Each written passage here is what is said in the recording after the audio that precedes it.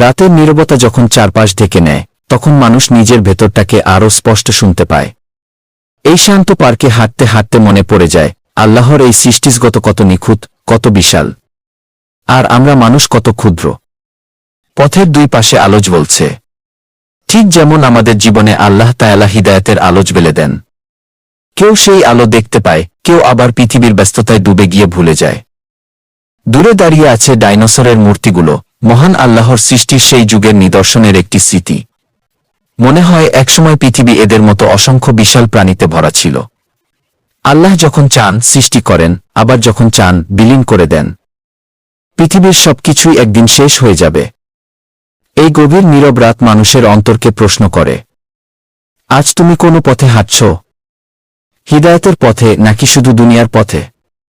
আলোর নিচে দাঁড়িয়ে মনে হয় যত অন্ধকারই থাকুক আল্লাহর নূর কখনো নিভে যায় না। যে অন্তর তাকে স্মরণ করে আল্লাহ তাকে শান্তি দেন। নিশ্চয়ই আল্লাহর স্মরণেই অন্তর প্রশান্ত হয়।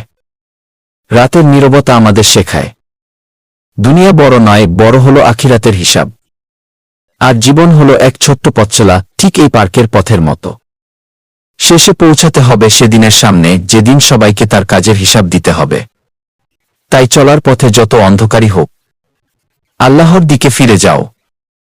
তার দয়া, তার রহমত, এটাই মানুষের জীবনের সবচেয়ে নিরাপদ আলো।